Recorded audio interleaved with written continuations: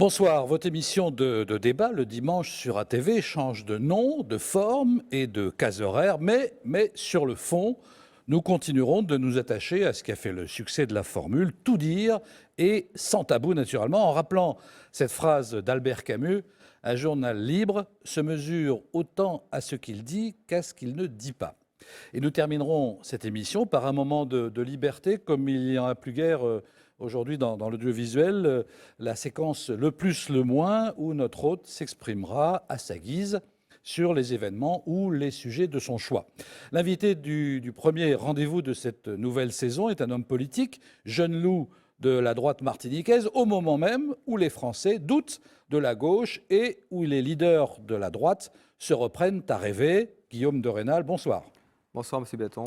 Élu d'opposition au François, colistier de Karine Mousseau face à l'inamovible sénateur-maire mauricentiste, vous avez pris une véritable stature régionale il y a peu en jetant un énorme pavé dans la mare de la droite locale, fustigeant ses dirigeants, responsables à vos yeux des mauvais résultats aux élections municipales et européennes. Un coup de gueule qui fut un coup de grâce pour le président de l'UMP local. Rappel des faits avec ce reportage réalisé à l'époque pour la rédaction d'ATV par Marie Tricot.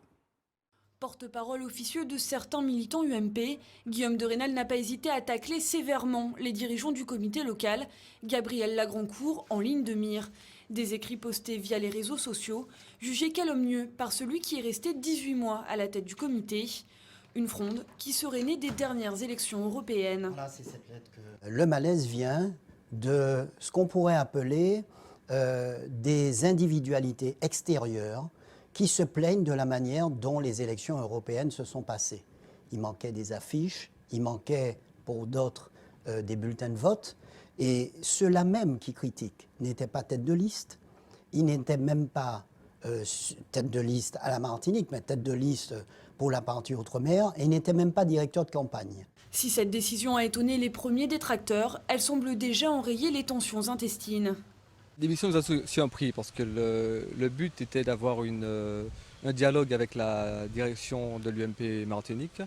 Dialogue que nous avons eu ce matin avec Michel Thiraud, le secrétaire départemental, sur lequel nous avons pu dire tout ce qu'il y avait à dire et régler une bonne partie des problèmes. La démission de Gabriel Lagrancourt sera effective à l'issue de la prochaine réunion du comité départemental, le 21 juin prochain. Alors avec le recul, Guillaume de Rênal, vous n'avez pas l'impression d'y avoir été quand même un peu fort, non?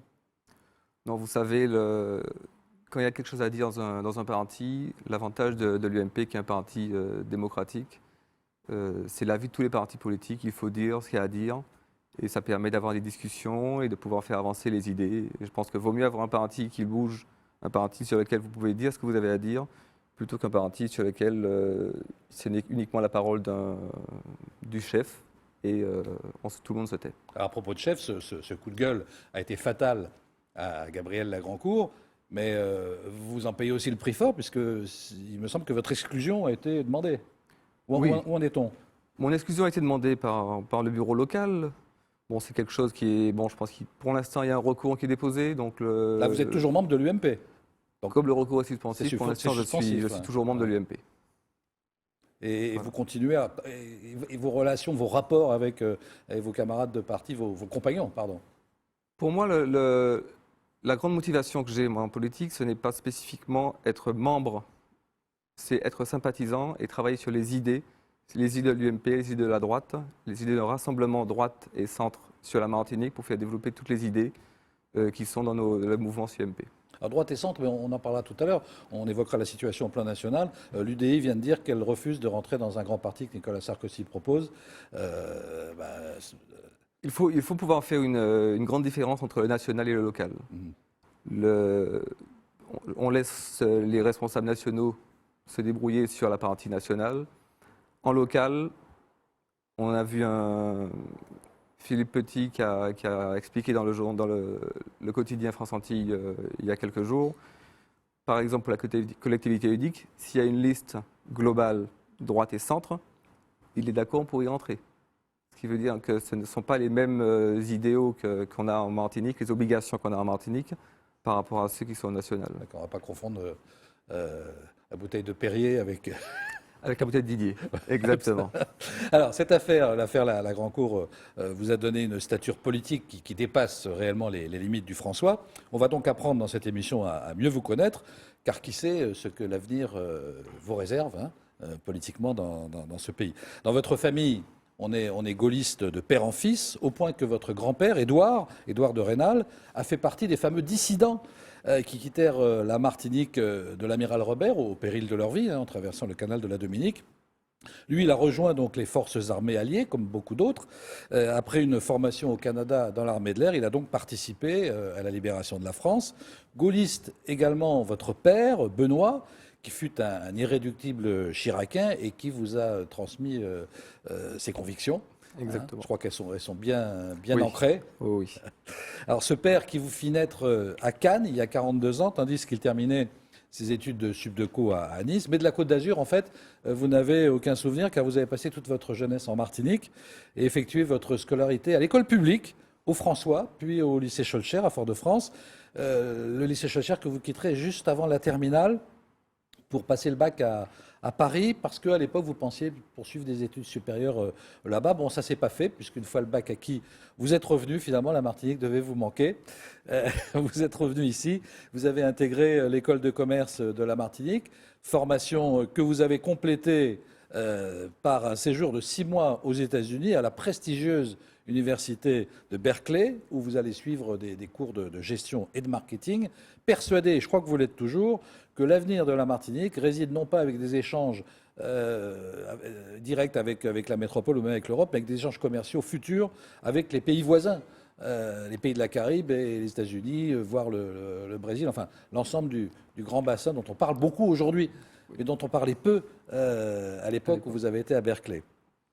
Alors, donc vous avez vocation à travailler dans le commerce, mais avant de vous lancer dans ce secteur d'activité, il vous faut remplir, ça existait encore à l'époque, vos obligations militaires, ce que vous faites en qualité de VAT, volontaire à l'aide technique. 18 mois, alors c'était 12 mois si on prenait l'uniforme, c'est ça? Oui. Et 18 mois, C'était déjà 10 mois. 10 mois. C'était Et déjà 18 mois si on acceptait de travailler dans des entreprises au titre du volontariat à l'aide technique. Exactement. Donc c'est ce que vous choisissez finalement. Vous prenez ces 18 mois, vous travaillez ici en Martinique, 18 mois dans le monde des produits d'hygiène qui vous font apprécier des dirigeants du groupe Prochimie qui donc avaient accepté votre collaboration, lesquels vous offrent ensuite de travailler, une fois terminé ces 18 mois, travailler chez Samir Industries, puis au magasin Mer et Sport à la Jambette, magasin qu'avec votre père vous rachèterez en 1998 et que vous dirigez aujourd'hui. Quant à la politique, eh bien, vous vous êtes engagé en 1993 en prenant votre carte du RPR, mais vous avez attendu une vingtaine d'années avant de vous présenter devant les électeurs. Donc c'était cette année en seconde position sur la liste au François, sur la liste de Karine Mousseau. Un engagement qui a fait dire à plus d'un, les Becquet reviennent en politique. Après Fernand Clerc, Jean Bally et quelques autres, voici Guillaume de Rênal. Comment vivez-vous, Guillaume de Rênal? Comment acceptez-vous le fait d'être parfois identifié par nos concitoyens uniquement sur ce phénotype? Moi, je suis Becquet, oui, mais je suis avant tout martiniquais. Je ne pense pas qu'on ait souvent demandé à Serge Etchimi pourquoi, en tant qu'Indien, il venait faire la politique. Je ne pense pas qu'on ait demandé à Alfred Marie-Jeanne pourquoi, en tant que mulâtre, il est venu faire la politique. Pour moi, je pense qu'on est tous des Martiniquais. On a tous une volonté importante de faire développer notre île. Moi, ma volonté, c'est de la faire développer dans le cadre de la France et de l'Europe. Donc, je suis martiniquais. Ma volonté réelle, mon implication en politique a eu lieu pour mes enfants. On va dire que c'est presque égoïste de dire ça. Je souhaite que la Martinique puisse vraiment retrouver en fait une façon de vivre tous ensemble, ce qu'a commencé un petit peu à faire Roger de Jaham avec Tous Créoles. Mais il faut aller encore plus loin que Tous Créoles, c'est vraiment tous martiniquais sur notre île. Et puis Aimé Césaire quand il va planter cet arbre avec Bernard Ayotte. Exactement, Aimé Césaire. Même plus récemment, quand on entend les discours, que ce soit de Serge Etchimi, de Josette Manin, de Claude Lise ou d'Alfred Marie-Jeanne, ils ont tous dit plusieurs fois qu'il faut qu'on travaille tous ensemble pour faire avancer la Martinique. Oui, eux le disent, mais il y a des gens dans le peuple qui ne l'acceptent pas. Je pense que tout le monde l'accepte. Tout le monde l'accepte. Vous avez quelques idéologues qui sont là pour essayer de séparer la population parce qu'ils savent qu'ils ont besoin d'avoir une mainmise ou une pression sur certaines personnes. Et ces idéologues-là, ils ont vraiment une tâche de plus en plus difficile pour eux, heureusement, parce que la population ne se fait plus avoir comme avant. Les gens maintenant, ils sont éduqués, ils connaissent. L'éducation a apporté énormément en culture à tout le monde. Parce que ce qui fait les gens se détester, c'est la méconnaissance des autres. Une fois que tout le monde se connaît, vous n'avez aucune raison de ne pas considérer telle ou telle personne comme martiniquais, comme tout le monde. Oui, l'autre, quand il est un inconnu, il fait peur. Exactement. Mais bon, mais tout de même, ceux dont vous dites qu'ils exploitent cela, ils y réussissent tout de même, puisque vous êtes le seul. Vous êtes un cas unique en politique. Je suis peut-être le seul, mais je pense qu'il ne faut même pas regarder au niveau des béquets. Je pense que quand vous regardez les politiques en Martinique ou même à l'échelle nationale, vous avez 80% de fonctionnaires ou d'avocats qui peuvent avoir un peu plus de temps libre. Il y a de moins en moins de chefs d'entreprise ou de commerçants. Ce n'est pas spécifiquement des béquets, ce sont juste des chefs d'entreprise ou des commerçants de toutes les composantes de la société qui n'ont pas du temps, surtout avec les crises qu'il y a depuis quelques années. Donc ces chefs d'entreprise s'impliquent beaucoup plus dans leurs entreprises, dans des associations caritatives. Ils ne s'impliquent pas en fait ouvertement en politique, mais ils sont là. Ils sont là dans d'autres domaines d'activité pour le développement de l'île. Moi, c'est vrai que j'ai pris l'orientation de faire la politique à l'échelle du François, quand j'ai été appelé sur la liste UMP de Karim Mousseau. Je ne me suis même pas impliqué uniquement sur la liste de Karim Mousseau, François, sur notre liste UMP, parce que j'ai participé aussi à la campagne au Lamentin de Joanne Godou pour sa liste. Et c'est vrai que pour moi, c'était tout naturel. Et le passage durant la campagne, qu'on faisait le porte-à-porte dans la campagne du François, tous les franciscains qu'on a rencontrés m'ont accueilli vraiment en disant mais il était temps, c'est bien. Personne ne vous a reproché vos origines. Personne n'a reproché. On ne parlait même pas des origines. On ne parlait pas des origines. D'autant que d'une campagne municipale, c'est de la commune dont on est supposé parler. Exactement. Ouais. Voilà. Donc vous êtes, en France, on parle de droite décomplexée, vous l'êtes donc doublement. Tout à fait.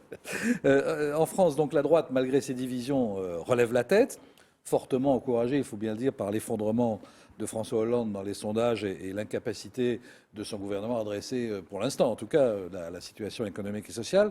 Un récent sondage IFOP pour le Figaro donnait Marine Le Pen en tête au premier tour, si la présidentielle avait lieu maintenant. Mais au second tour, la candidate du Front National serait battue par le candidat UMP, quel qu'il soit, qu'il se nomme Fillon, Juppé ou Sarkozy. Alors je précise qu'il s'agit puisque la loi nous l'impose de donner ces précisions, il s'agit d'une enquête IFOP pour le Figaro menée en ligne du 3 au 4 septembre auprès d'un échantillon de 994 personnes représentatives de la population française âgée de 18 ans et plus. Donc la droite relève la tête et puis surtout, il y a un gros espoir du côté de l'UMP, même si la situation de l'UMP n'est pas terrible, hein, c'est le moins qu'on puisse dire. Il y a de grosses divisions, on le sait. Il y a même des haines, des guerres, des affaires.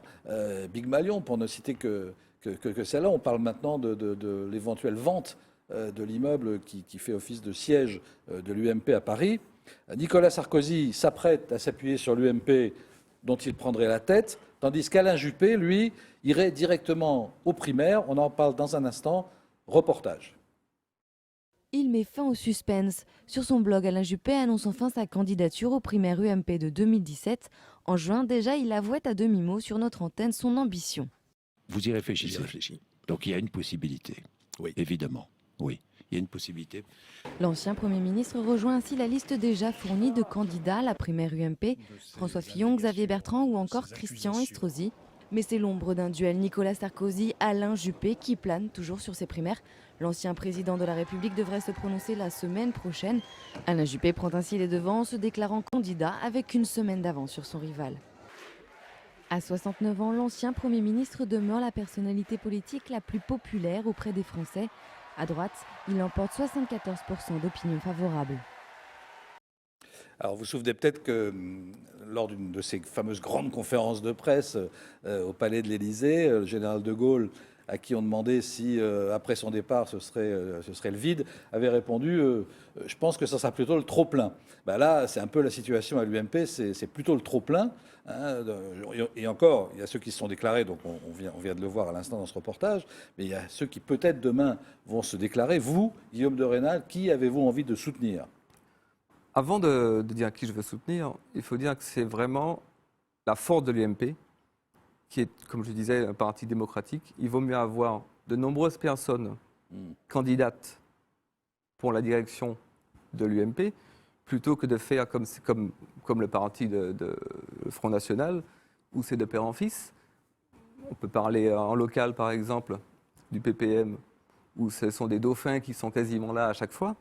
Ce ne sont pas des partis, pour moi, il faut avoir vraiment, plus vous avez un choix, plus vous avez des vous mouvements. expliquer qu'il y a un comité national qui vote Oui, de mais façon tout à fait démocratique. M. Léchimy nous a dit plusieurs fois que c'était le dauphin d'Aimé Césaire. Peut-être des expressions journalistiques, ça. Peut-être, voilà. Donc moi je pense que vraiment la grosse force de l'UMP, c'est d'avoir ce débat en interne, qui maintenant, par rapport aux médias, est un débat externe. Bon, ce n'est pas grave, ça permet à toute la population de voir vraiment que l'UMP est ouverte, l'UMP ne va pas décider, c'est tel chef qui va rester en permanence. Ça, c'est votre façon de voir, parce qu'il y en a qui voient aussi des divisions. Il faut voir, certains voient des divisions, d'autres voient des mouvements d'idées à l'intérieur. Des courants, ou des courants, voilà, si vous voulez. Voilà. Il faut des courants, il faut des mouvements à l'intérieur d'un parti.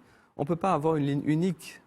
Parce que ce qui fait avancer, c'est vraiment le tous ensemble, aussi bien dans la vie que dans un mouvement politique. Alors vous, donc pour répondre à mes questions, vous seriez derrière qui ? Moi, sincèrement, je ne vais rien vous cacher, si Sarkozy est là, je serai derrière Sarkozy. Voilà. Malgré toutes les casseroles ? Les casseroles, toutes les affaires. Les affaires, bon, c'est pour l'instant, il n'a jamais été condamné. Donc, on peut en parler pendant des heures, mais il n'a jamais aucune condamnation. Donc, pour moi, il n'y a pas d'affaire. Ma position au niveau national est surtout est liée, en fait, au gros problème de la France, qui est le Front National. Si vous recentrez l'UMP au centre, donc si vous le mettez plus au centre, vous laissez automatiquement de la marge, de la latitude à l'extrême droite. Et ça, je préfère que l'UMP perde en se décalant sur la droite pour bloquer le Front National, à laisser de la place à des centristes derrière, pour travailler tous ensemble après, plutôt que de donner la latitude à Marine Le Pen. Donc, si Nicolas Sarkozy prend le parti, l'UMP, vous pensez que c'est la bonne solution pour qu'ensuite il emporte les primaires, ou d'ailleurs qu'il supprime les primaires, tout simplement ? Je ne pense pas qu'il va supprimer les primaires. Bah, après, ce sont les statuts de l'UMP qui vont décider. Voilà. Je crois les statuts de l'UMP, jusqu'à présent, il y a eu débat entre Fillon. Mais je pense que les débats ont été aplanis. Vous avez vu, il y a 2 jours, vous avez vu un livre sortir avec les 12 travaux. Il y a eu des propositions de tous les mouvements de l'UMP quasiment dessus. Donc, ça veut dire que tout le monde est prêt à travailler ensemble. On parle actuellement de guéguerre ou de guerre entre chaque personne. Ce livre-là montre bien que tout le monde s'est mis ensemble pour pouvoir faire un débat d'idées. Alors si demain, parce que c'est une hypothèse à laquelle certains pensent déjà, si demain, c'est-à-dire la semaine prochaine, il y a dissolution de l'Assemblée nationale, et donc législative anticipée, est-ce que vous, Guillaume de Rênal, vous serez candidat ou suppléant d'un candidat, ce qui revient au même en Martinique ? Non. Moi, pour l'instant, je travaille pour le François, pour la Martinique. Je ne suis pas un politicien acharné pour un poste. Je suis là plutôt pour faire avancer mes convictions, mes idées. Je ne suis pas là pour me présenter aux législatives. Mais enfin, quand on s'engage dans l'action politique, avoir un mandat, ce n'est pas pour le mandat, mais c'est pour réaliser des choses. Mais je suis prêt à me battre de toutes mes forces pour quelqu'un qui va porter les mêmes convictions que moi. Ça c'est sûr. Alors on va en parler. Qui pourrait bien porter les mêmes conditions que vous ? Alors au François, vous avez déjà un chef de file, qui est Karine Mousseau. Actuellement au François, il y a Karine Mousseau pour l'instant. Donc tout est en train de bouger sur le François. Bon, S'il y a des législatives, elle se présente, elle y va? Vous en avez parlé? ça, je pense qu'il faut lui demander directement. Ouais.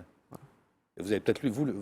Je peux lui la poser la question pour vous. On Mais verra je mardi. préfère que vous lui posiez la Voilà, question on verra directement. mardi avec le vote de confiance à l'Assemblée, si jamais ça passe pas, puisque les frondeurs vont s'abstenir et que les Verts vont voter contre, et pour le reste, on ne sait pas. Après, tout dépend du nombre de frondeurs et de... Parce que c'est vrai que dans le gouvernement socialiste, entre la parole et les actes, il y a une grosse différence. Donc je pense que peut-être que pour les frondeurs, certains frondeurs vont peut-être faire marche arrière. Manuel Valls a l'air sûr de lui, néanmoins, puisqu'il n'accepte même pas la voix de De Thévenot. ce bref secrétaire d'État. Tout à fait. Ça vous a mis en colère, cette affaire? Ça a mis en colère, mais... Un ministre qui ne paye pas ses impôts, qui ne paye pas son C'est loyer même pas depuis l'histoire 3 d'un ans. ministre, c'est un député, c'est quelqu'un qui travaille pour la nation et qui ne paye pas ses impôts. Ça, c'est inadmissible. Mais ce que je n'arrive pas à comprendre, c'est comment il a pu être aussi élu ministre, nommé ministre, excusez-moi. Ouais. Ça n'est pas normal. Ils vont vous dire qu'on a fait le gouvernement rapidement, ce qui veut dire qu'ils n'ont même pas eu le temps de regarder les compétences non plus des gens, s'ils ont fait si rapidement. Donc je ne sais pas comment est-ce qu'ils... Parce que des gens qui ne payent pas leurs impôts, les entreprises en Martinique, elles sont nombreuses à ne pas payer leurs impôts, pas payer leurs charges. Oui, mais je pense que les entreprises Ça en revient au même, Martinique hein. qui ne payent pas leurs charges, elles sont en difficulté. Et si on met à l'échelle d'une personne, je ne pense pas qu'ils ont les revenus d'un député en bénéfice.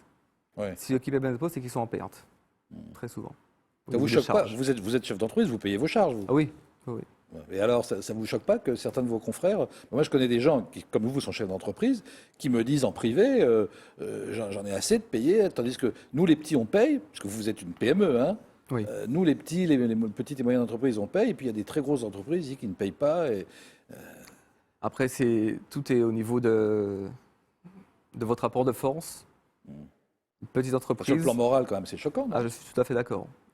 Mais c'est vrai que certains chefs d'entreprise utilisent ça aussi maintenant en moyenne gestion. C'est un moyen de gestion qui est utilisé. Ce n'est pas moral du tout.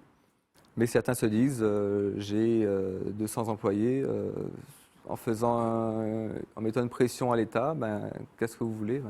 Ils vont C'est ça, laisser passer. on va voir le préfet en lui disant qu'on va ajouter 200 chômeurs à la longue liste Voilà. des Tandis sans que emploi en si une Martinique. PME comme moi ou comme des milliers d'autres en Martinique, avec 3 personnes, fait la même chose, Ouais. on n'écoute pas de la même façon. Vous avez combien de salariés? 5 personnes.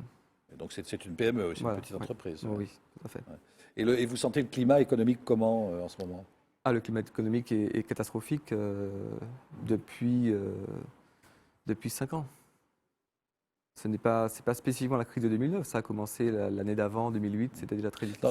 D'autant qu'un secteur comme le vôtre est un des plus sensibles à la crise, puisque c'est le secteur des loisirs, Oui, en tout à gros, tout ce qui touche la mer et les loisirs nautiques. Là, vous le sentez bien Mais disons que tout dépend du niveau de crise. Quand la crise est un petit peu faible et quand une crise débute, les gens vont se ressourcer vers les loisirs. Donc le marché du loisir va augmenter ou va rester stable et une légère augmentation. Donc en fait, un début de crise est toujours intéressant pour ce secteur-là parce que les gens ont besoin de se ressourcer, de penser à autre chose. Mais quand la crise perdure, ce sont les premières économies qui sont faites, ça va être dessus. Et donc c'est vrai que le marché est vraiment très très très dur, mais on se bat et on se dit que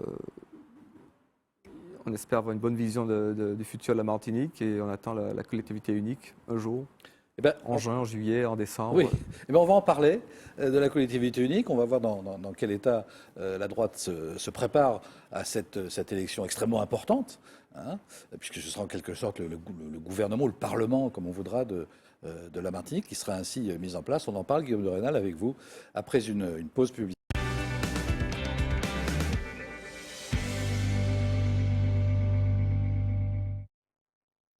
Ce soir sur ATV, c'est Guillaume de Rênal, chef d'entreprise, conseiller municipal UMP, conseiller municipal d'opposition au François, qui porte son regard sur l'actu. Nous évoquions tout à l'heure la situation de la droite en général et de l'UMP plus précisément sur l'ensemble national en France.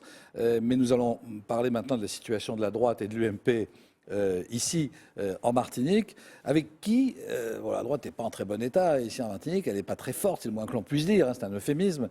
Si vous devez reconstruire la droite ici en Martinique, Guillaume de Rênal, avec qui aimeriez-vous le faire? Avec les gens de l'UMP avec lesquels vous êtes en partie fâché? Je ne suis fâché avec personne. Bon. Non, je ne suis fâché avec Il y en a qui sont personne. fâchés avec vous, en tout cas. C'est Ça, ça. c'est sûr. Ceux qui ont demandé votre exclusion, en tout cas, qu'ils n'ont pour l'instant pas obtenu de façon définitive, on l'a dit en début d'émission. Mais est-ce avec cela que vous comptez reconstruire l'UMP, ou bien comptez-vous reconstruire la droite martiniquaise avec quelqu'un comme Yann Monplaisir, qui est à peu près le seul qu'on voit dans la presse quand une voix de droite s'exprime ici en Martinique, ou encore avec les FMP? Moi, je pense qu'il faut globaliser la vision de la droite et du centre en Martinique. Il faut presque parler aussi de la responsabilité martiniquaise. Vous avez le bloc, on va dire, autonomo-indépendantiste, et il faut avoir un autre bloc qui soit un bloc sur une responsabilité martiniquaise, basé, d'accord, sur un rassemblement droite et centre, mais on a vraiment besoin de travailler tous ensemble. Et moi, ce n'est pas spécifiquement une personne que je suis. Je suivrai en fait un idéal et des convictions propres de rassemblement. Parce que sans rassemblement, il n'y a aucune vision possible, aucune avancée possible. Le rassemblement, pour moi, est primordial. Si la direction actuelle de l'UMP travaille avec tous les partis de droite et du centre, et qu'ils acceptent que je sois avec eux, je viens avec eux. Je n'ai aucun problème avec personne. Et je pense que, comme je vous ai dit en début d'émission, la vie d'un mouvement politique fait qu'il y a des hauts et des bas dans un parti, qu'il y ait des discussions, que certaines personnes peut-être les apprécient moins que d'autres, mais c'est ça qui fait vivre un mouvement. Ce sont les débats en interne qui peuvent maintenant, avec la médiatisation outrancière qu'il y a depuis quelques années, ce sont des débats qui se passent en externe, mais ce sont quand même des débats qui montrent la vie et la vitalité d'un mouvement politique. Un mouvement politique qui n'a pas de débat, c'est un mouvement mort. Qu'est-ce qui a bien pu se passer en Martinique au fil des décennies pour que la droite s'effondre, qu'elle en arrive au point où elle en est aujourd'hui? Alors que votre grand-père, on l'a dit, gaulliste convaincu, a risqué sa vie pour rejoindre les forces françaises libres. Votre père était un militant gaulliste et chiracien convaincu à une époque où la Martinique était divisée en deux camps. Il y avait d'un côté les départementalistes et de l'autre côté les autonomistes, pour faire simple. Qu'est-ce qui fait que... Et surtout, la droite tenait, avait le pouvoir localement. Qu'est-ce qui s'est passé pour que ça s'effondre? Je vous dirais, c'est la démocratie qui a posé le problème. Faut pas l'interpréter mal. Émile Maurice, quand il a quitté la politique, n'a pas voulu mettre de dauphin pour le remplacer. Tout à l'heure, vous disiez que c'était pas bien, quelqu'un qui a un dauphin. Mais justement, c'est pour ça que je vous dis, c'est la démocratie qui a fait ça. Parce qu'il n'a pas voulu mettre de dauphin, il a dit, la droite est démocratique, il y aura des débats, il y aura des personnes neuves qui vont arriver. En face, il y a eu des partis qui ont mis des dauphins, donc qui ont continué en fait avec les mêmes idéaux en permanence. Toujours l'idée principale du créateur de 45-46 qui a fait tout. Et c'est cette on va dire, faiblesse d'Émile Maurice qui n'a pas voulu aussi donner un sens derrière, qui a permis en fait à la droite, qui a empêché la droite de se développer comme elle aurait dû, de garder sa force sur la totalité de la Martinique. Et bon, petit à petit, ça change. Il y a des élections, petit à petit, la droite revient, le centre. Il y a des faiblesses dans les partis autonomo-indépendantistes. Les gens voient que c'est une utopie indépendante déjà, ça n'existe plus. Ça ne pourra pas exister en Martinique à cause de ce qui a été fait ou grâce à ce qui a été fait par Aimé Césaire avec l'assimilation et la départementalisation en 1946. Le fait d'avoir fait ça, le fait d'avoir fait le moratoire ensuite, le fait d'avoir fait l'égalité sociale entre la France métropolitaine et la Martinique. La véritable égalité sociale, c'est Jacques Chirac. Oui, non, mais il y avait la parité sociale globale. Voilà. Mais toutes ces démarches-là font que nous ne pourrons jamais revenir en arrière. Donc, ce qui est une bonne chose, qui permettra en fait de pouvoir vraiment savoir qu'on est dans la France et dans l'Europe, mais qu'il faut aussi avoir une certaine autonomie économique sur certains points, se dire que le marché global est aussi orienté sur l'Amérique du Sud, l'Amérique centrale, l'Amérique du Nord et la Caraïbe. Il faut pouvoir commercer avec ces pays-là. Et voilà. Mais au fond, si la droite est en état de faiblesse ici en Martinique, est-ce que ça n'est pas précisément parce que ce que vous venez de définir là, c'est presque le discours de Serge Letchimy, hein? Oui, donc je vous dis, c'est ce qui a été fait par le PPM qui a empêché l'indépendance. Mais non, mais donc qui mange, donc qui marche sur les brisées de la droite, d'une certaine façon. Le problème c'est un peu ce que lui reproche de l'autre camp de gauche d'ailleurs. Le problème avec le PPM en Martinique, c'est ce qu'on voit avec le Parti socialiste en France maintenant. Il y a beaucoup de paroles, mais les actes sont totalement en opposition. On va essayer, par exemple, le TCSP, pour prendre un exemple simple. Est-ce que c'est le TCSP qui va résoudre tous les problèmes de circulation en Martinique? Est-ce que c'est le fait de mettre un TCSP ou est-ce que ce TCSP va permettre de renforcer la force, de renforcer la conurbation foyalaise et donc de renforcer le PPM en soi? Est-ce qu'il ne serait pas mieux de mettre des différents pôles d'activité dans le reste de la Martinique pour avoir pour ne pas que tout le monde aille vers Fort-de-France en permanence? Ou est-ce qu'il n'est pas bien de mettre une deuxième voie ou une troisième voie d'accès sur Fort-de-France? Parce que vous avez beau mettre différentes voies qui rentrent sur une autoroute principale, c'est quand même toujours cette route-là. L'engorgement se fait automatiquement. Le TCSP, vous avez mis, ils vont mettre un parking tampon de 300 voitures à Carrère. D'accord. Donc, ce qui veut dire qu'il y a 300 voitures du Sud qui pourront venir se garer là et partir sur... pour vous qui arrivez du François, ce sera pratique. Ah oui, 300 voitures. Regardez la population du Sud et du Centre de la Martinique. Vous voulez dire que quand moi je vais arriver, il n'y aura plus de place? Il n'y aura plus de place. Bon, pour l'instant, on n'y est pas encore. On n'y est pas encore. Puis ça peut être agrandi. Puis voilà, je pense que c'est un peu comme la collectivité. La date de la collectivité unique, on annonce fin 2015. Pour le TCSP, on va voir quand est-ce que ça sera. Alors, précisément, est-ce que la droite martiniquaise est prête, si jamais c'est avancé, cette élection à la collectivité unique? Tout le monde est prêt. Tout le monde est prêt, ça, il ne doit pas avoir trop de problèmes à ce niveau-là. Ce qui m'inquiète plus, ce n'est pas est-ce que les forces politiques soient prêtes, c'est tant que nous n'avons pas de date fixe, qui est-ce qui explique à la population les modes de scrutin exacts? Parce qu'il y a quelques émissions de télé qui... Un mode de scrutin, il est compliqué. Un mode de scrutin très compliqué. Ouais. Qu'est-ce que la collectivité ou l'Assemblée unique va faire exactement? Il y a beaucoup de choses qui sont... et que la campagne permettra d'expliquer. Quand vous dites tout le monde est prêt, vous voulez dire vous êtes prêt à suivre Yann Monplaisir? Je suis prêt à suivre ou à aider quelqu'un qui va faire un rassemblement le plus global de la droite et du centre. Qui est quelqu'un? Qui est ce quelqu'un? Comme je vous ai dit, ce n'est pas une histoire d'homme. Ah bah oui, mais enfin les électeurs aiment bien savoir... Mais pour l'instant, il n'y a pas de candidat déclaré parce qu'il n'y a pas encore de campagne. Donc pour l'instant, il n'y a personne. Si Yann Monplaisir se présente et fait un rassemblement le plus large possible de la droite et du centre avec les FMP, avec l'UMP, avec Chantal Maignan et Christian Raffa, avec l'UDI, pourquoi pas? Mais il ne faut pas se limiter à ça. Il faut essayer aussi de prendre du monde de la société civile. Il y a besoin de pouvoir avoir un grand rassemblement de toutes ces forces-là. C'est un peu utopique, non? Ça ne marche jamais. Vous avez vu aux dernières élections, les FMP sont partis de leur côté, chacun y a été... Oui, donc il n'y a pas eu, malheureusement, c'est un petit peu pour ça que les soucis que... C'était ça l'objet de votre L'objet des premières ouverte, critiques, entre guillemets, parce que ce n'était pas une critique, c'était un constat, c'est qu'il n'y avait pas de rassemblement de la droite. Et sans rassemblement, vu les forces qui sont dans l'opposition, dans la majorité actuelle, mais qui sont contre la droite et le centre, sans rassemblement, il est utopique de penser à une victoire ou à être le deuxième groupe de Martinique. C'est utopique. Alors, au François, vous êtes élu d'opposition et vous êtes arrivé de voter en faveur d'un projet que présentait la majorité, que présentait le maire, quand vous l'estimiez utile à la commune.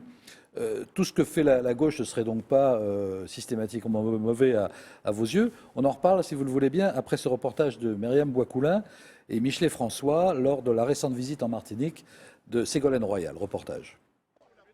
Faire de la Martinique une île durable, moins consommatrice des énergies fossiles, c'est le grand chantier de la ministre de l'écologie, du développement durable et de l'énergie.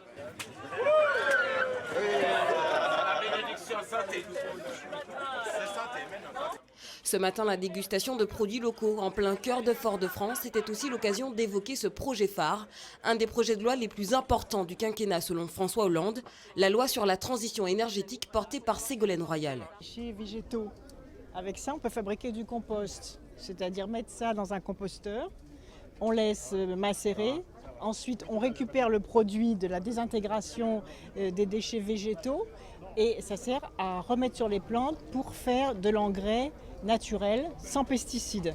Donc c'est ce qu'on appelle l'économie circulaire et rien ne se perd. Tout devient une matière première. Car les biomasses, comprenez ces matières organiques d'origine végétale, sont un des points forts de notre île.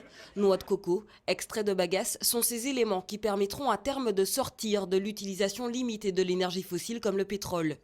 Ségolène Royal compte bien faire de la Martinique un des départements pilotes de son projet de loi sur la transition énergétique. C'est ce qu'elle explique sur le site de la centrale EDF de Bellefontaine. Moi je suis vraiment très heureuse de voir que ce projet se débloque parce que vraiment c'est un projet que vous méritez et qui va déclencher quelque chose de très fort sur l'industrie énergétique propre en Martinique. Atteindre l'indépendance énergétique tout en luttant contre le dérèglement climatique et en réduisant la facture énergétique de la France. Les projets sont vastes mais ne vont pas sans encourager la relance économique. Il était notamment question de la relocalisation des entreprises de photovoltaïque en Martinique, mais aussi de produire de l'énergie décentralisée, un moyen de réduire les factures. À la sous-préfecture de Saint-Pierre, la ministre souligne le rôle clé de la Martinique dans ces projets. Une Martinique qu'elle considère comme un laboratoire d'excellence, notamment dans le secteur de la banane. Le plan banane durable est d'ailleurs discuté pendant de longues minutes. Une satisfaction pour les acteurs du secteur agricole et la ministre très engagée dans la lutte contre les pesticides et la question du produit chlordécone à la Martinique. C'était la thématique de comment produire, comment donc aller vers une agroécologie, comment aller vers donc une agriculture durable. Il y a énormément d'efforts qui ont été déjà faits au niveau donc des filières de production martiniquaise, que ce soit donc la canne, que ce soit donc la banane, nous au travers donc du plan banane durable. Il faut encore donc aller au-delà. 80% de la biodiversité de la France se trouve en Outre-mer, une richesse qui n'est pas passée inaperçue durant cette visite en Martinique et à laquelle seront consacrés de nombreux projets. Alors Guillaume de Rênal, est-ce que le gouvernement et la majorité régionale n'auraient pas que des mauvaises idées? Ils ont de bonnes idées là. Ce sont des idées qui sont pas des idées de gauche. Le premier le compost, c'est pas d'aujourd'hui non plus. Hein. Le premier ministère de l'Environnement, c'est Pompidou, il a été créé sous Pompidou. La charte constitutionnelle de l'environnement, ça a été voulu par Jacques Chirac. Le Grenelle de l'environnement, ça a été initié par Sarkozy. Donc on ne peut pas vraiment dire que c'est la gauche qui a toutes les idées environnementales. Donc ça a été vraiment, heureusement qu'ils commencent à prendre ça en compte. Quand on regarde les plus grandes catastrophes écologiques du monde, on va dire du XXe siècle, vous avez Tchernobyl, Fukushima, et vous avez l'assèchement de la mer d'Aral. Ouais. Ces deux grosses catastrophes écologiques. On pourrait parler de la forêt brésilienne aussi. Hein. Elles ont été faites par le collectivisme, pas par le capitalisme. Donc on peut aussi se dire que c'est un des grands principes aussi de la droite, c'est la responsabilité individuelle comme collective. Donc cette responsabilité individuelle, c'est la base de l'écologie et de l'environnement.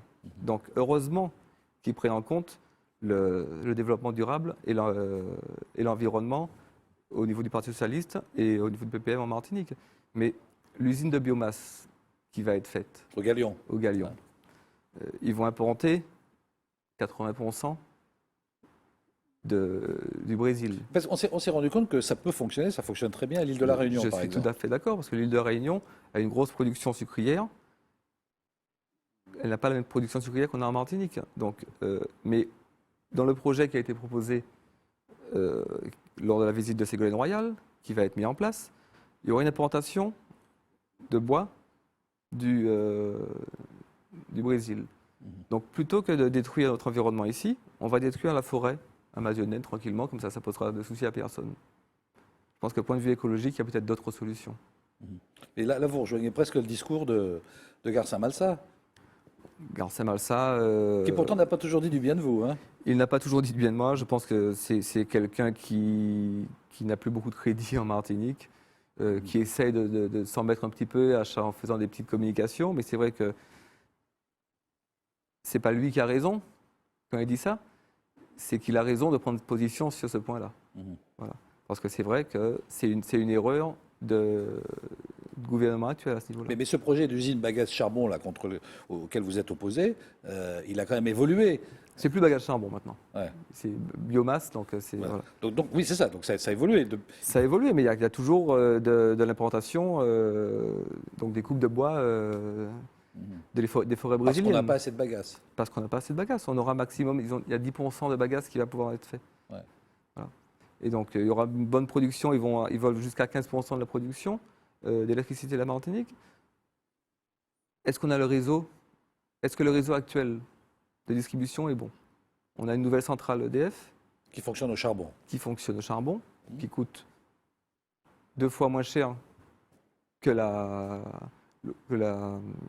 centrale à biomasse, au kilowatt, je veux dire.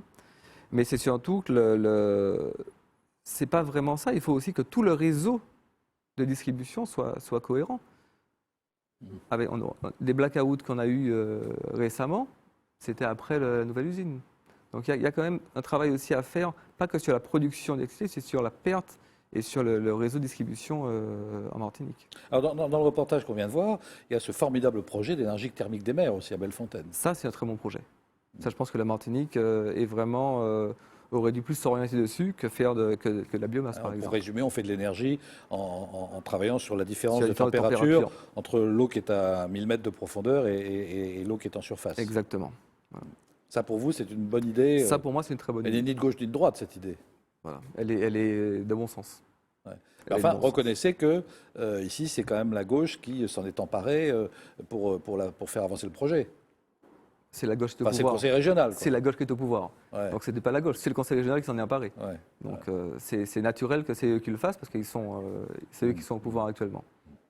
Alors, on sait que ce qui pourrait entraîner la mise en minorité du gouvernement à l'Assemblée, on en parlait tout à l'heure, c'est une politique qui est jugée trop à droite par certains. Vous êtes, on l'a dit tout à l'heure, chef d'entreprise. Souvenez-vous de cet hymne à l'entreprise du Premier ministre Manuel Valls. C'était à la récente université d'été à La Rochelle, l'université d'été du Parti socialiste. Reportage. Est-ce que vous vous rendez compte, pour quelques-uns, que mettre en cause l'idée même qu'il faut renforcer les entreprises pour créer de la richesse et de l'emploi, qu'il y ait même quelques sifflets sur l'idée qu'on soutienne les entreprises pour créer la richesse et l'emploi, quel message adressez-vous aux Français? Quel message adressez-vous aux Français? Ce n'est pas possible, mes chers amis, et je demande aux socialistes, pour qu'il n'y ait pas d'ambiguïté, de se lever et de dire oui, que cette politique est nécessaire pour redresser notre économie, pour redresser notre industrie. Alors, standing ovation. En faveur de la politique de soutien aux entreprises, on est quand même loin, très très loin de Marx et Jaurès. Oui. Ça doit vous réjouir, ça. La droite est au pouvoir. Ce sont des paroles. Ce sont des paroles. Le pacte de responsabilité, 40 millions d'euros, c'est pas des paroles. Depuis combien de temps? Enfin, il a été annoncé. Oui, mais il va se mettre en place. Il va. On va voir quand est-ce qu'il va se mettre en place. Pour l'instant, ce sont uniquement des paroles. Et je pense que ce qui est dit en face à l'université d'été du MEDEF, je pense que ce n'est pas ce qui est dit dans les couloirs de Matignon ou de l'Élysée. Là, le Premier ministre, Manuel Valls, c'est répété, si j'ose dire. Ce qu'il a dit à l'université du MEDEF, c'est la même chose que ce qu'il a été dit à l'université d'été du PS. Je suis d'accord. Ce sont des paroles. Pour l'instant, c'est ce qu'il dit. Un Premier ministre socialiste applaudi par le MEDEF, on n'avait pas vu ça, je crois qu'on l'avait jamais vu. Il essaie de se recentrer un petit peu parce qu'il voit que de son côté, de la gauche, tout le monde, plus personne ne veut de lui. Donc il faut bien qu'il trouve une pente de sortie, mais je pense que ce n'est pas avec des paroles qu'il va changer. L'état de la France est devenu catastrophique avec la gestion de Hollande et de ses différents gouvernements. Le turnover des ministres a été très important, il y en a même qui restent 9 jours, vous voyez, donc on peut pas, c'est pas comme ça qu'on peut gouverner un pays. Alors avant de quitter Guillaume de Rênal, vous allez devoir affronter l'épreuve du plus et du moins. Alors, ce dont vous avez envie de dire du bien et ce dont vous avez envie de ne pas en dire, autrement dit l'inverse. On commence par le plus. La parole est à vous, libre parole. D'accord.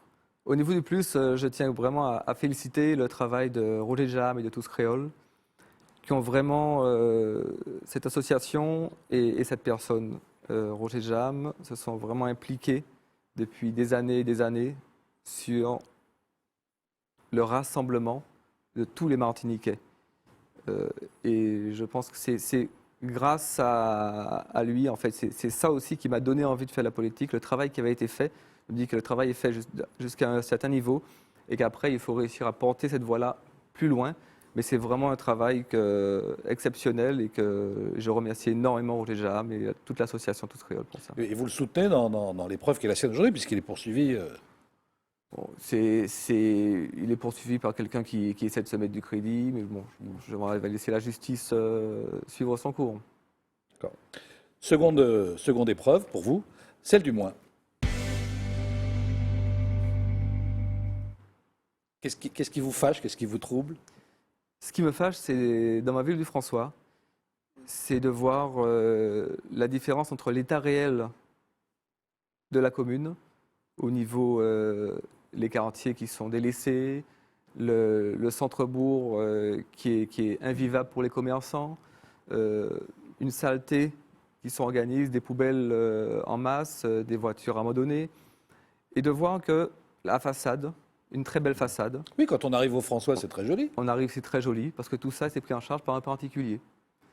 Donc, on a l'impression que le François, c'est une belle ville fleurie, alors que c'est uniquement un particulier qui entretient les abords du François, les entrées du François.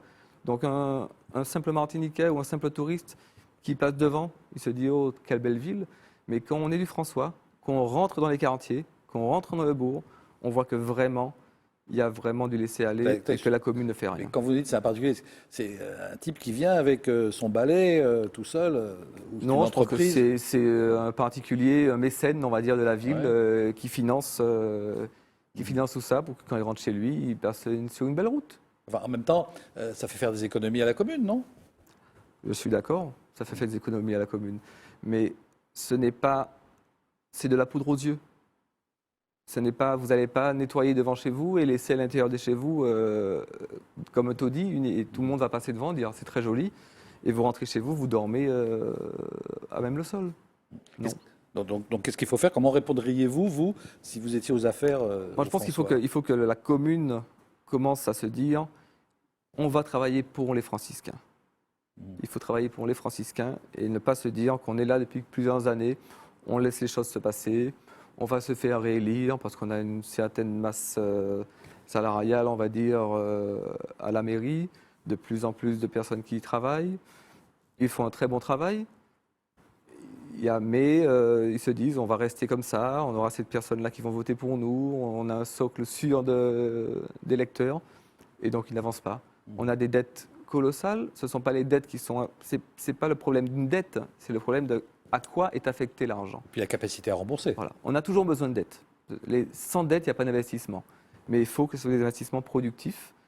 Il faut qu'il y ait un retour sur investissement, pas spécifiquement un retour sur investissement monétaire, mais un retour sur une vie sociale nettement plus saine, sur une vie des entreprises, sur le tourisme qui doit se développer en Martinique et au François, du moins au François.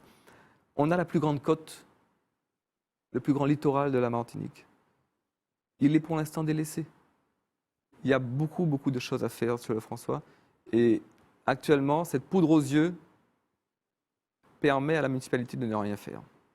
Je pensais que c'était une sorte d'accord entre ce particulier et le sénateur-maire. Je pense qu'il doit avoir un accord de toute façon pour faire ces entretiens-là, oui. De toute façon. D'accord. Merci Guillaume de Rênal d'avoir pris quelques heures de votre repos dominical pour venir participer à cette émission. Si vous n'étiez pas venu, si vous ne vous étiez pas préparé aujourd'hui dans la journée à cette émission, qu'auriez-vous fait de votre dimanche? Que faites-vous d'habitude le dimanche? D'habitude, mes dimanches, je les consacre un petit peu à la famille, mais je passe quand même au moins une demi-journée à rencontrer les franciscains.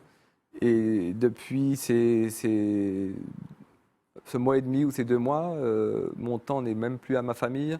Il est à travailler avec des franciscains sur le littoral pour essayer de supprimer les algues sargasses et trouver des solutions à ça. Il faut quand même vous occuper un peu de vos 3 enfants. C'est la rentrée scolaire en ce moment. C'est la rentrée scolaire et ils ont tous les 3 le chikungunya, là, malheureusement. Et donc, on essaye de faire avec. Ça, c'est dur. Ça, chikungunya, lui, le moustique ne se préoccupe pas de la couleur des individus. Hein.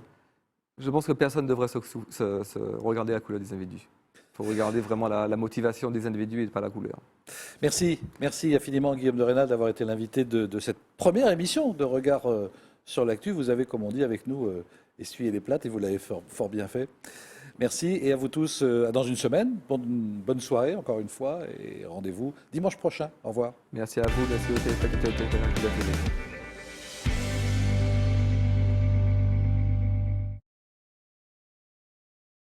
À tout de suite.